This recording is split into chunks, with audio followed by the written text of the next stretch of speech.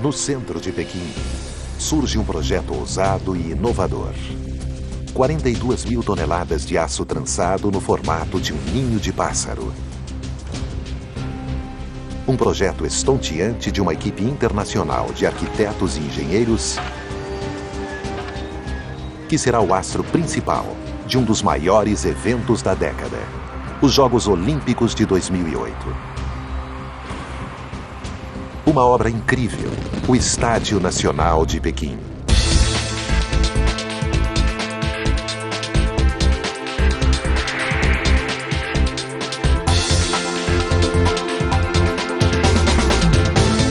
Obras incríveis, o Estádio Nacional de Pequim.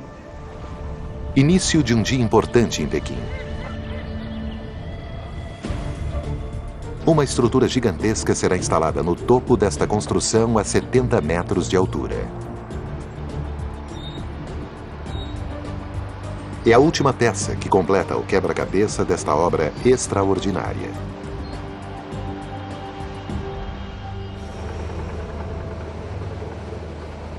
Um esqueleto feito de aço. A rede metálica, com 320 metros de comprimento e quase 300 de largura, envolve e cobre o estádio de concreto com capacidade para 91 mil pessoas. O maior estádio já construído, que será o centro do maior evento esportivo da história da China. Os Jogos Olímpicos de 2008.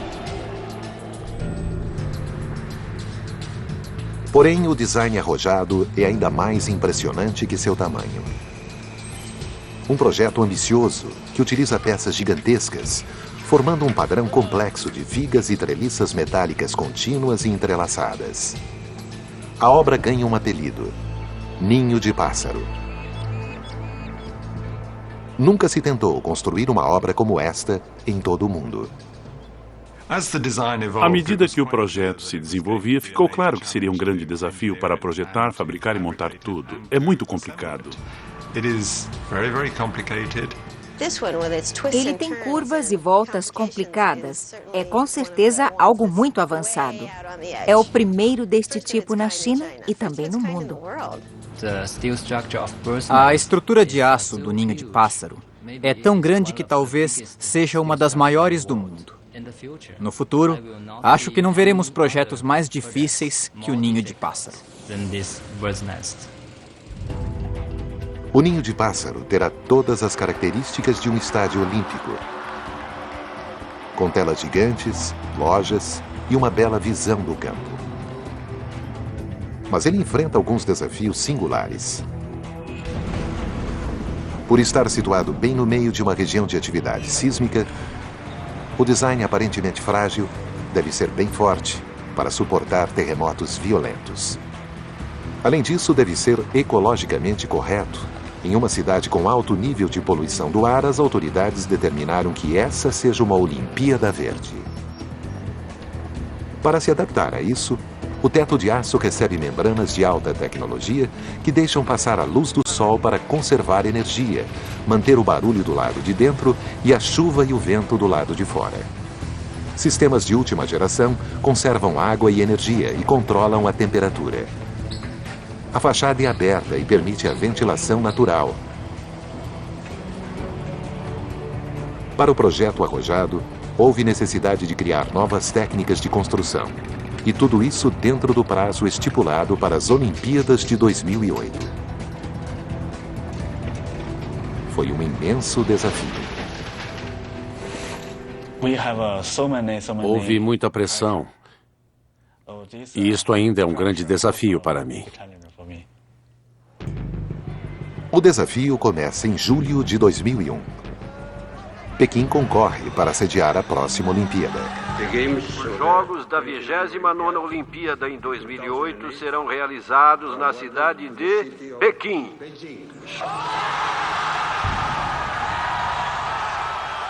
É uma honra para qualquer país, entretanto, e tem um significado ainda maior para uma nação moderna, emergente. O mais importante é saber que somos aceitos pelo mundo. Enquanto o povo comemora, a equipe de planejamento começa a se preocupar. Não há muitos locais para o grande evento. É preciso construir novas arenas esportivas e rápido.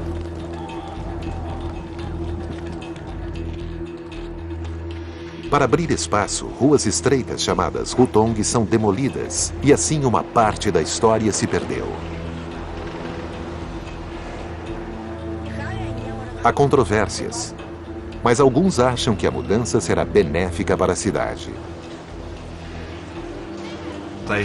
Eles melhoraram muito a infraestrutura. Na verdade, esta Olimpíada será um estímulo para a regeneração de Pequim.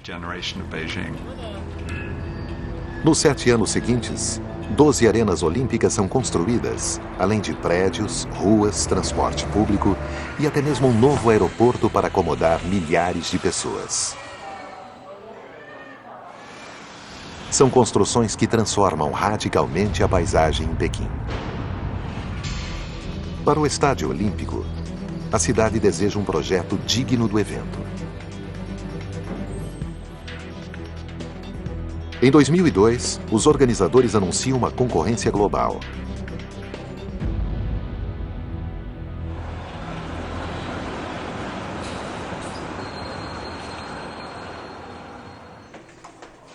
E entre os participantes está o escritório suíço de arquitetura de Jacques Herzog e Pierre de Meuron, que se sentiram atraídos pelo desafio de trabalhar em Pequim. Foi a oportunidade para realizar um trabalho de destaque em Pequim, que seria realmente público, um lugar novo. A China deseja retomar o poder do passado e deseja se tornar uma cultura com influência mundial. Fazer parte de tudo isso é mais uma experiência incrível em nossas vidas.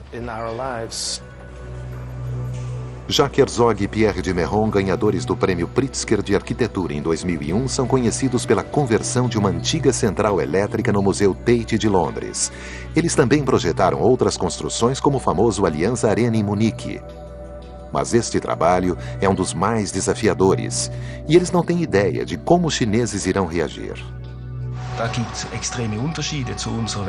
Como existe diferença na forma de pensar ocidental, descobrir isso passo a passo é uma experiência pessoal maravilhosa que mostra como os chineses fazem as coisas. Eles decidem consultar um dos principais artistas da China, Ai Weiwei, que os incentiva a arriscar.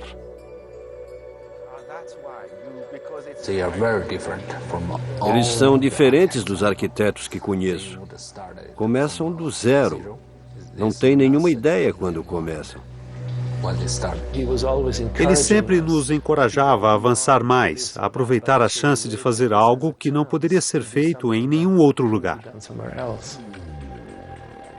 Então surge um conceito inspirado na antiga arte chinesa. Linhas extensas organizadas em torno de um objeto circular.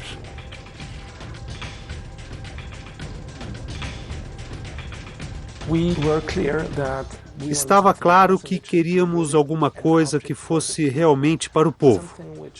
Alguma coisa como um pote, um utensílio gigante, onde as pessoas pudessem entrar.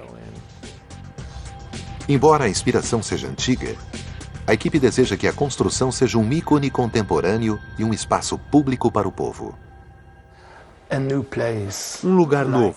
Talvez, comparando com Paris, a Torre Eiffel, que também foi construída para um evento e se tornou um ícone. Nossa ideia era mais que isso. A ideia da membrana, de algo convidativo, onde as pessoas pudessem entrar e sair. Um lugar onde as pessoas pudessem se divertir, dançar, cantar, fazer tai chi chuan, enfim, usar o espaço. As pessoas adoram isso, elas usam o espaço público. Isso talvez é o que o torna realmente chinês. Só que apenas uma ideia arrojada não basta. É preciso garantir que ela seja transformada em uma arena olímpica. Os arquitetos se juntam aos engenheiros da Arup, na Inglaterra, e ao grupo China Architecture Design and Research. Deveria ser algo jamais visto no mundo. Eles então reorganizam o projeto para vencer a concorrência e juntos aguardam o resultado. Em abril de 2003, o júri anuncia o resultado entre 13 finalistas. O projeto arrojado de Herzog e Meuron é escolhido como o estádio principal das Olimpíadas. Os chineses dizem que parece um ninho de pássaro e o apelido persiste. Mas o projeto tem um custo muito alto. Mais de 500 milhões de dólares. Mais de 12 quilômetros quadrados são delimitados para o Parque Olímpico em volta do Ninho de Pássaro. Ele ficará em uma área importante, ao norte de uma antiga e poderosa linha conhecida como Eixo Imperial, que liga dois monumentos culturais.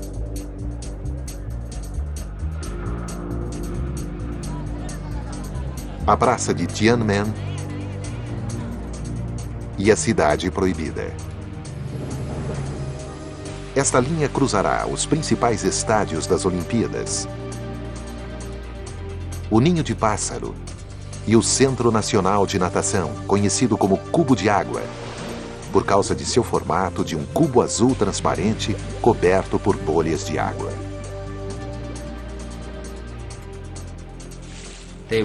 Queriam, numa área em desenvolvimento, uma construção contemporânea como símbolo das Olimpíadas de Pequim. Um símbolo da nova Pequim. O projeto do Ninho de Pássaro é diferente de qualquer outro no mundo. Mas agora é preciso construí-lo com um prazo apertado para a abertura dos Jogos em 8 de agosto de 2008.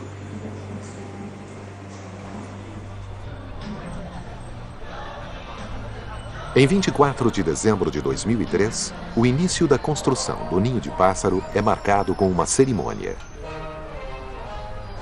Começa a contagem regressiva.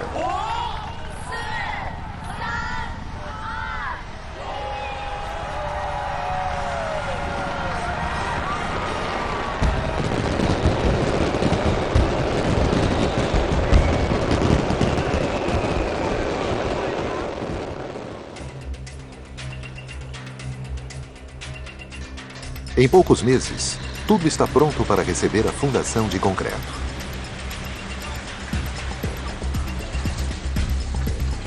Porém, desde o início, os engenheiros precisam enfrentar um dos maiores desafios de construção em Pequim. A China situa-se sobre uma das áreas de falhas geológicas mais perigosas do mundo, e o estádio deve ser a prova de terremotos. Em 1976, um tremor de magnitude 7,8 atingiu a cidade de Tangshan, perto de Pequim, e a devastou. 250 mil pessoas morreram. Foi o pior terremoto do século XX. O problema básico de um projeto à prova de terremotos é que, como a construção é muito grande, num exato momento o que acontece em um lado pode ser diferente do outro. Ele não irá tremer exatamente na mesma frequência e ao mesmo tempo. Esses tremores podem causar danos sérios a construções rígidas, como as de concreto.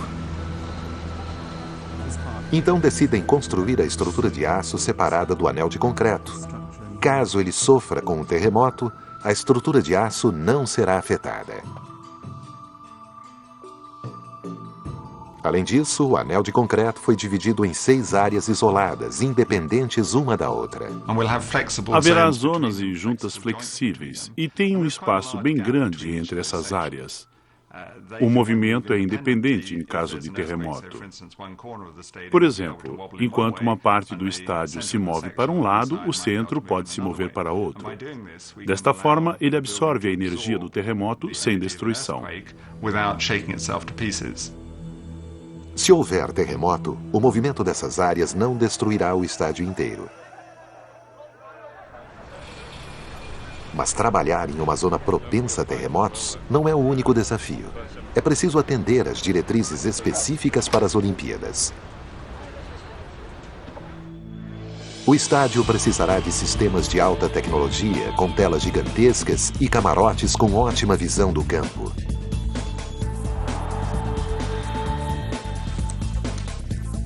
A equipe britânica da Rupp é responsável pelo projeto do interior e Jay Parrish projeta estádios há mais de 30 anos.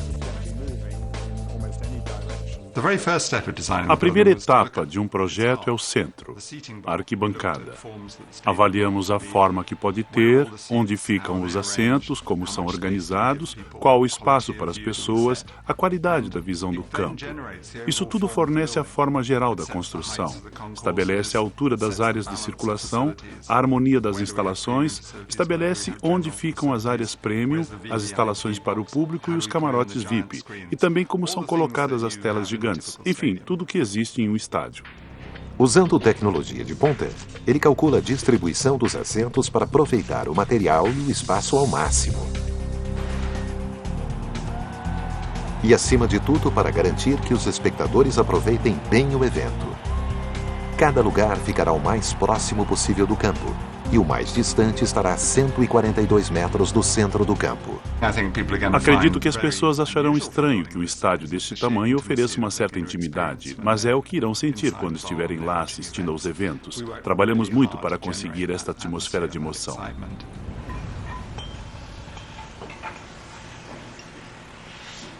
Com a fase de projeto completa, o trabalho no anel de concreto pôde finalmente começar. Em maio de 2004, a obra progride.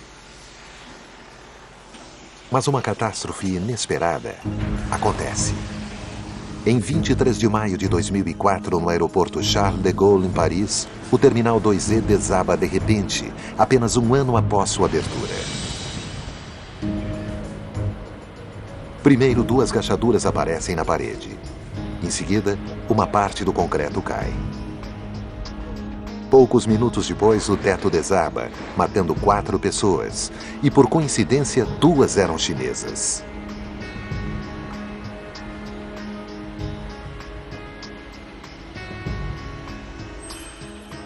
Este acidente choca toda a área de engenharia e afeta principalmente Pequim, pois o teto do terminal tinha um design semelhante ao do ninho de pássaro, sem suportes internos. A tragédia deixa a equipe preocupada de como isso afetaria a construção. Foi um período difícil para todos e tivemos que provar em muitas reuniões que o nosso prédio é seguro e que o projeto atende a todas as exigências. No início ficamos preocupados. O pior acontece. Todo o trabalho no ninho de pássaro é suspenso. As autoridades chinesas reavaliam a segurança do projeto.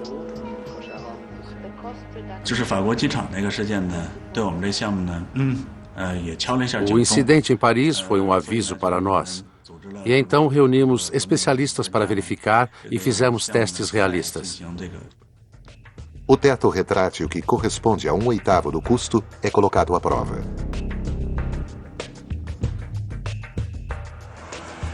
A equipe aguarda o resultado da avaliação, mas o tempo passa. E com o cronograma apertado, qualquer atraso pode ser desastroso. Eu estava ansioso porque, se não conseguíssemos cumprir o prazo, o início dos jogos teria de ser adiado. Para nós seria horrível.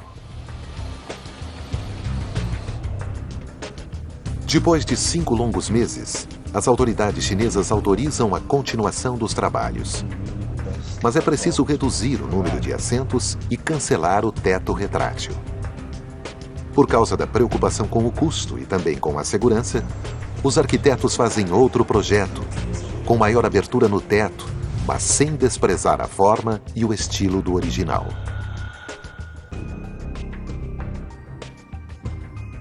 O estádio fica mais barato, seguro e ecologicamente correto, pois a quantidade de aço será menor. O trabalho continua, mas o tempo agora é menor.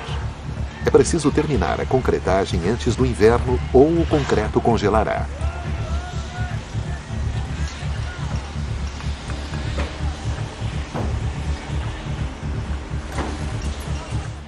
Henry Zhang, gerente do Estádio Nacional, recruta milhares de trabalhadores para acelerar a construção. Colocamos 7.000 pessoas trabalhando 24 horas em 3 turnos diários. A equipe deve forçar o concreto para desafiar a gravidade. é preciso bombear debaixo das formas, através das vigas de aço reforçada que fortalecem o concreto.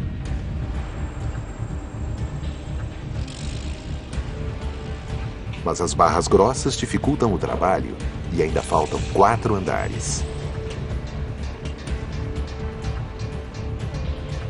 Com menos de 6 meses até a chegada do inverno, centenas de toneladas de concreto devem ser despejadas.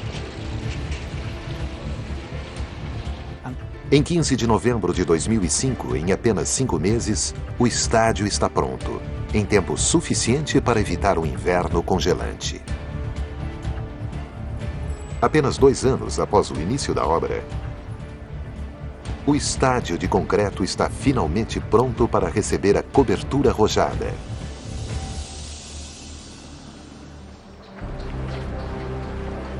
Mas a parte mais desafiadora da construção ainda está para começar. Montar a cobertura de aço que forma o ninho de pássaro. 28 de outubro de 2005. O primeiro pilar de aço está pronto para ser colocado no lugar. Olá, estou aqui para anunciar o início da montagem da cobertura de aço do Estádio Nacional.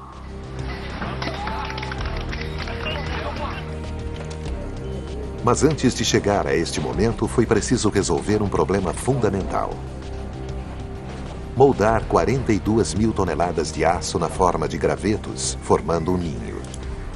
A Aerosport é especialista em projetos de construções esportivas, mas nunca havia feito nada igual. Desde o início pensamos em como construir isto, como criar estes elementos. O projeto arquitetônico prevê vigas metálicas contínuas e entrelaçadas em torno do estádio de 300 metros de largura que devem parecer aleatórias para dar a ilusão de ninho.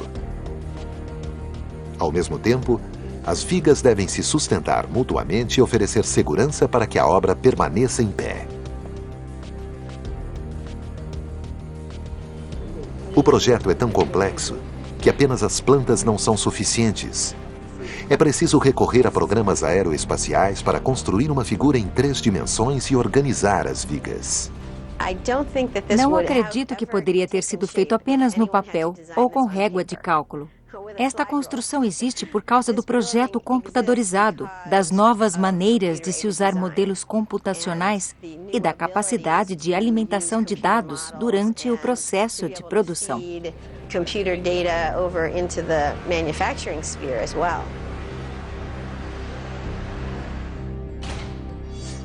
O primeiro conjunto de vigas fica no lado externo.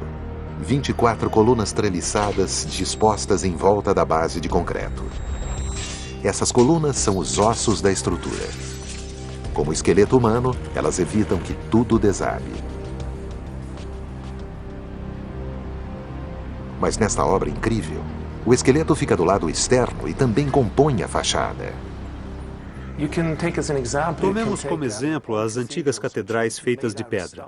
Nelas, o lado externo, o interno, a estrutura e o espaço formam uma unidade, por assim dizer. Algo parecido existe no Estádio Nacional, que dá uma ideia muito mais forte de espaço.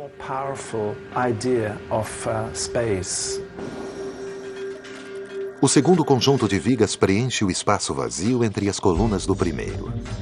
Como os tendões do corpo humano que ligam os ossos do esqueleto, elas fazem a interligação que forma uma estrutura trançada.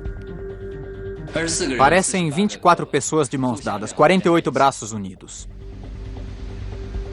O terceiro conjunto sustenta as escadas que conectam os vários andares e formam uma estrutura para a membrana que irá cobrir o teto.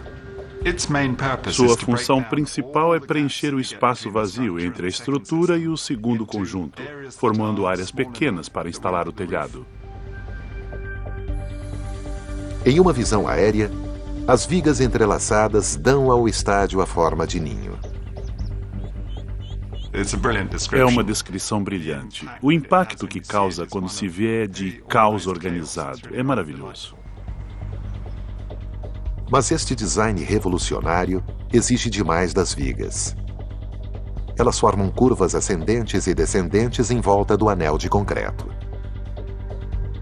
Antes do início da montagem, é preciso ter certeza de que o aço irá suportar a carga.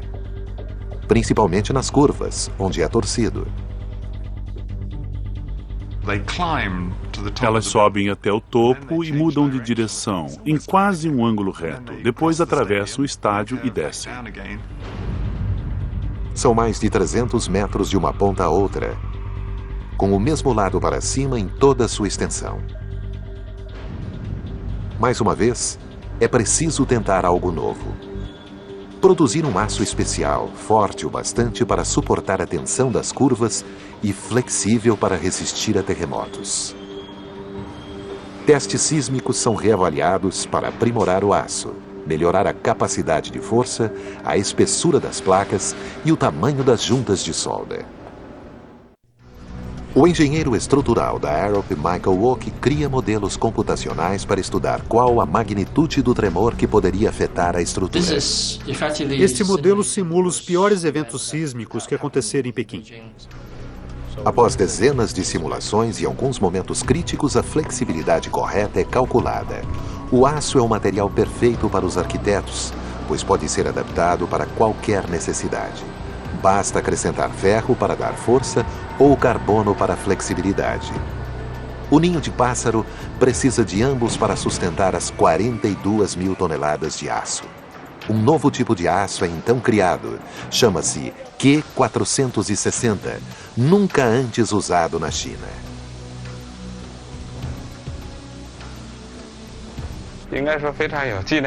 Significa muito porque foi feito na China. É um produto excepcional produzido nas siderúrgicas chinesas. Fizemos muitas experiências para desenvolver esta tecnologia.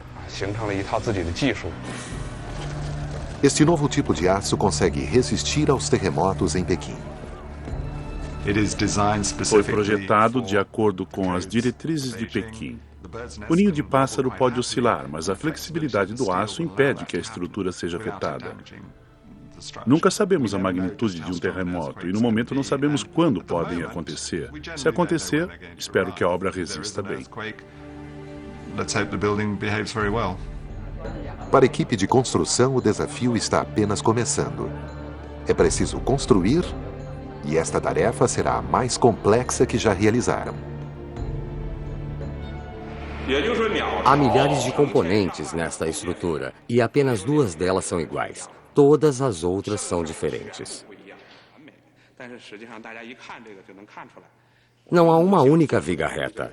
Ficamos preocupados, pois se não conseguirmos montar as vigas com a curva exatamente igual ao modelo, como ficaria o projeto final?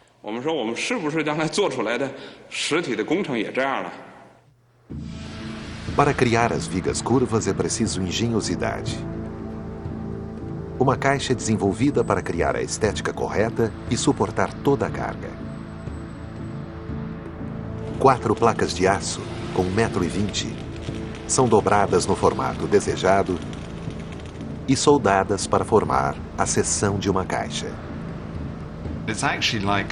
Na verdade, é o maior quebra-cabeça do mundo. Elas foram cortadas em formatos específicos, que não são simples retângulos. Essas peças são montadas para formar o ninho de pássaro. Mas primeiro, é preciso transportá-las das fábricas situadas em Xangai até Pequim, o local desta obra incrível, a mais de 1.000 quilômetros de distância.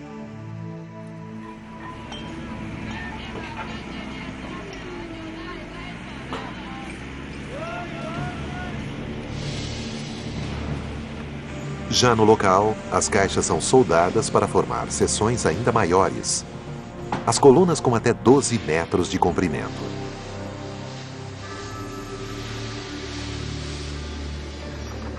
Em seguida, um guindaste de 800 toneladas ergue as vigas até o topo.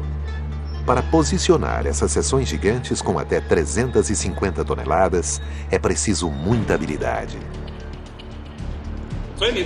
É difícil ajustar todas as partes sem nenhum erro. Às vezes, quando se ajusta uma, outra sai do alinhamento.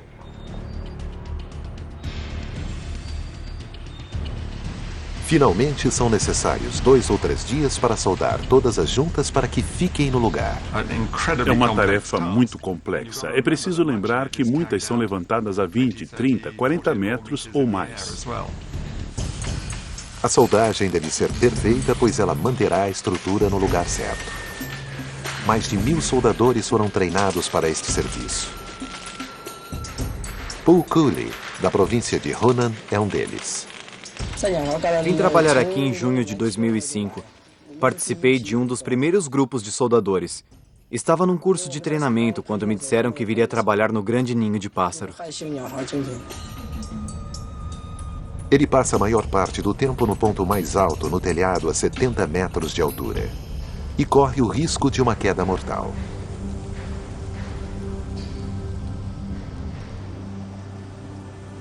Apesar das medidas de segurança, pelo menos 2 trabalhadores já morreram durante a construção.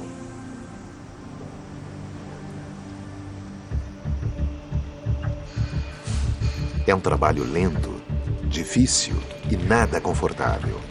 O aço Q460 é muito duro e precisa ser aquecido a mais de 100 graus centígrados, muito mais do que o normal. Além disso, as áreas de soldagem são difíceis de alcançar.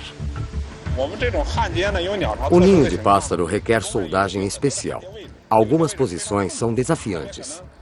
Às vezes, o operário precisa trabalhar deitado de 14 a 17 horas. Imagine como se sente depois de ficar tanto tempo nessa posição. É necessário um dia inteiro de trabalho para soldar uma junta de 1 metro, e são 320 quilômetros.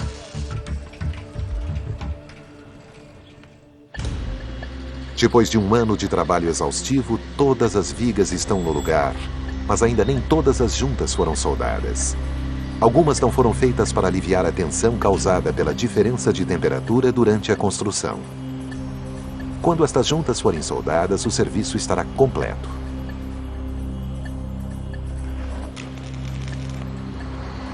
O trabalho é ainda maior e é preciso soldar em temperatura relativamente constante, pois o aço se expande e contrai.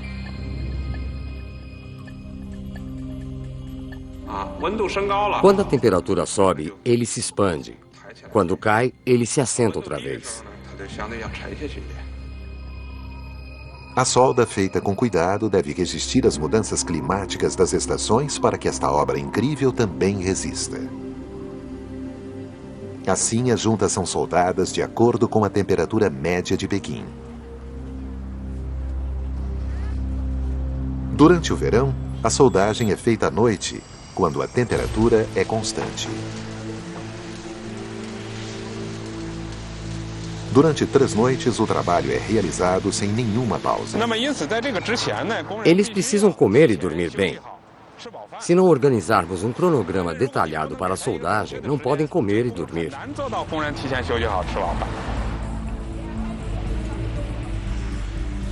26 de agosto de 2006. À meia-noite, mais de 400 soldadores começam seu turno. A primeira noite é um sucesso, mas na segunda, recebem notícias inesperadas. Uma tempestade se aproxima. Se atingir Pequim, o cronograma cuidadosamente elaborado estará comprometido. Todos ficam a postos enquanto a tempestade é monitorada.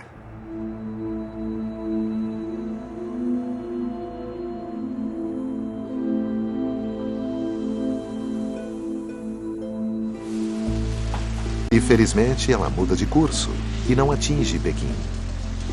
Uma crise é evitada e o trabalho completado sem dificuldades.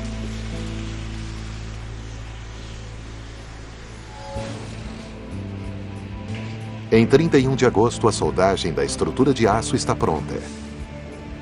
Agora, o ninho de pássaro pode se expandir e contrair como a respiração.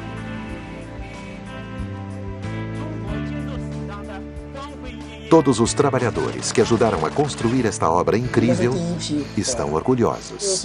O ninho de pássaro é o primeiro grande projeto em que trabalho. Nós, os soldadores, somos como alfaiates. Nós juntamos todas as peças uma por uma. Combinamos durante o curso de treinamento que, quando estiver pronto, colocaremos nossos nomes numa placa de aço. E faremos um memorial de pedra.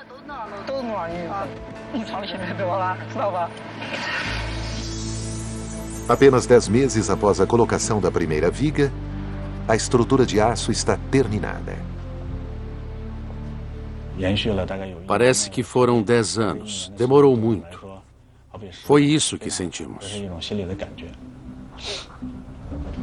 Com a soldagem pronta, é hora de remover o escoramento. É o teste principal. A hora crucial que pode significar um grande sucesso ou um desastre incalculável. –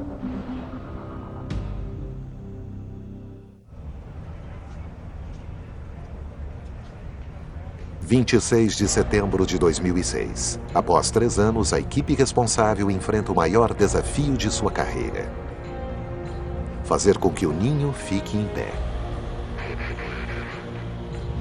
Até o momento, ele está escorado por 78 colunas distribuídas uniformemente em torno do anel de concreto, e essas colunas irão sustentar 42 mil toneladas de aço. Agora, as escoras são removidas e a estrutura deve permanecer em pé. Após esse processo, que leva 1 semana, a operação começa. É um momento decisivo para todo o processo. Vamos saber se a estrutura ficará de pé e se os cálculos estão corretos.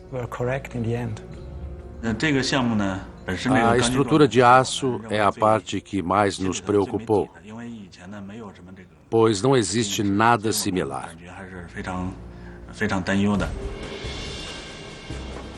Um macaco hidráulico ergue cada viga e sustenta temporariamente a carga de 300 toneladas. Quando as escoras são removidas, ele desce lentamente.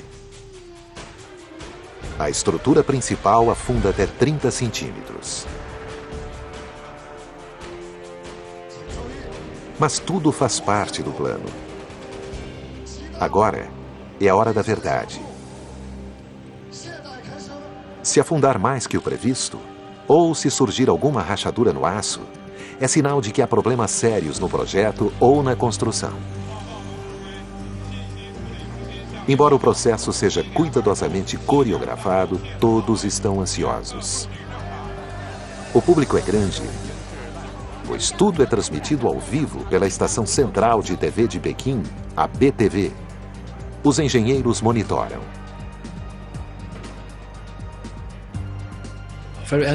Estávamos ansiosos para ver o resultado final, de como a estrutura se assentaria. O processo é extremamente lento. O êmbolo sobe. Os suportes são removidos.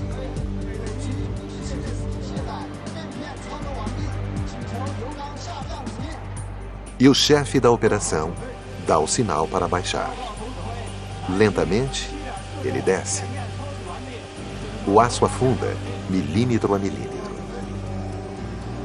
São 35 etapas até que, finalmente, o esqueleto do ninho de pássaro sustenta seu próprio peso.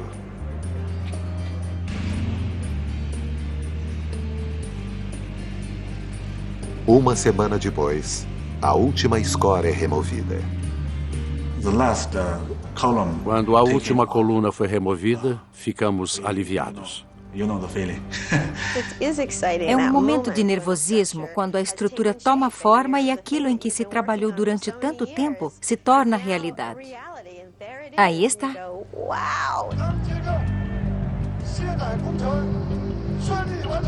Às 11 da manhã do dia 17 de setembro, sem os suportes, o aço se assenta na posição final. Com a redistribuição da tensão, o ninho de pássaro afunda precisamente 26 centímetros e meio. Por fim, permanece em pé. É como um bebê que anda ou corre sozinho sem a ajuda dos pais. O ninho de pássaro se tornou algo imenso e real na China. Essa é a hora. A estrutura resiste. A construção é um sucesso. Chega a hora da última etapa. Mas não há tempo para descanso, pois ainda há muito o que fazer antes que esteja completo. O estádio ainda está vazio e precisa receber tudo o que o tornará um estádio olímpico. Telas de alta tecnologia, áreas de circulação, lojas. A contagem regressiva na praça de Tiananmen é um lembrete aos habitantes locais e visitantes, cidadãos interessados no progresso. Faltando menos de um ano para as Olimpíadas, todos estão entusiasmados.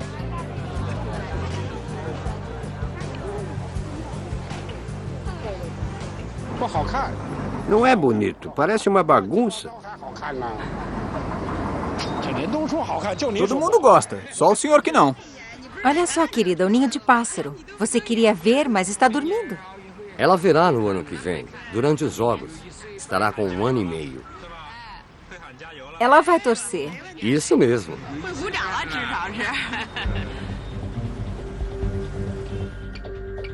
Para os Jogos de Atenas, a construção dos estádios estava atrasada. Foi uma corrida contra o tempo para completar tudo antes da abertura. Pequim não quer cometer o mesmo erro que Atenas.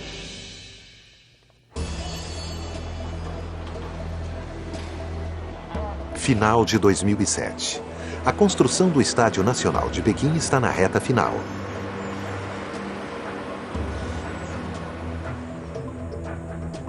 Falta completar a última parte. Revestir o telhado. Como os pássaros podem ocupar o vazio entre os gravetos do ninho, o espaço entre as vigas é preenchido com uma membrana transparente chamada ETFE.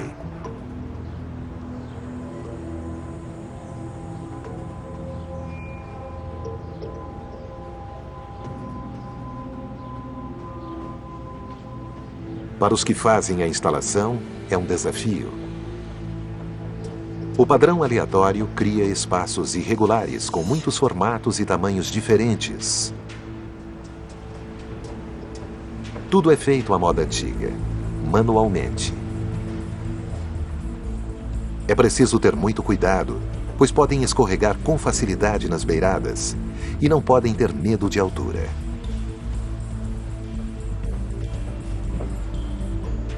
Esta membrana protege contra o vento e a chuva, além de economizar energia, pois a luz do sol é infiltrada para iluminar.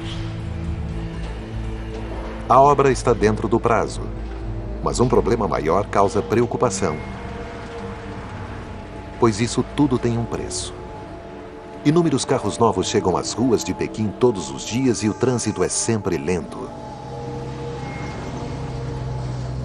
O Comitê Olímpico está preocupado com a qualidade do ar e como isto pode afetar o desempenho dos atletas em uma arena aberta.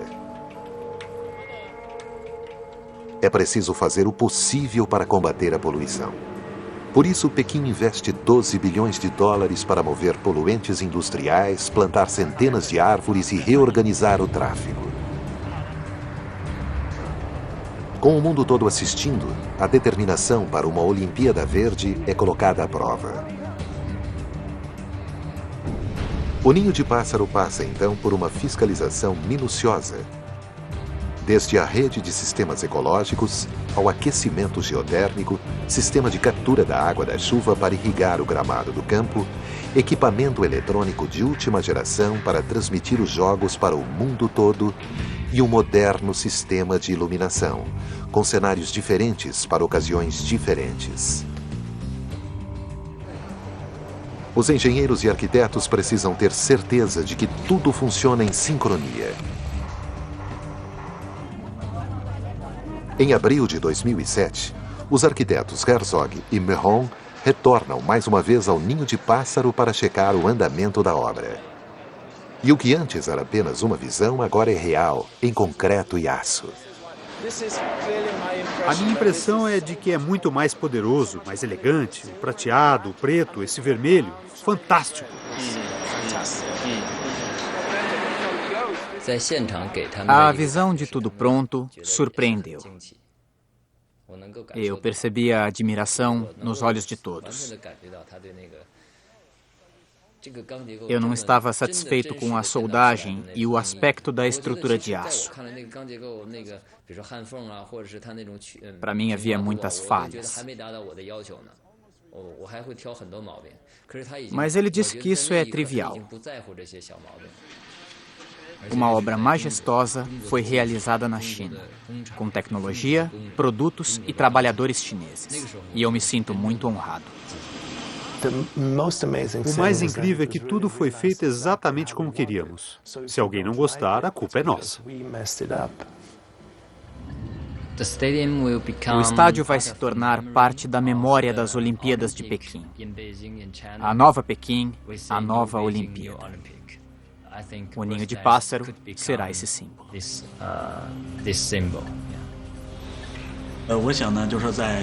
Acredito que quando isso tudo ganhar vida, todas as pessoas envolvidas ficarão exultantes. Para mim é uma construção ótima. Gosto dela como de um filho. Sinto-me orgulhoso e honrado por fazer parte disso. Para Li Xingang, foram 6 longos anos de sua vida. Eu comecei com este projeto com 33 anos. Agora estou com 39. Eu me transformei trabalhando aqui nesse projeto. Após 6 anos de cronogramas apertados e centenas de milhares de horas de trabalho, 42 mil toneladas de concreto e aço foram projetadas, produzidas, montadas e soldadas.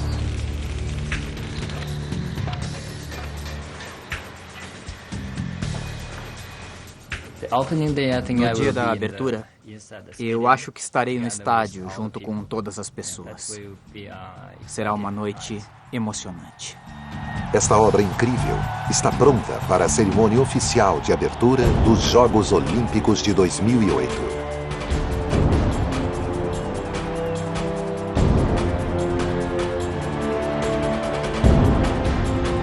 Versão Marshmallow São Paulo.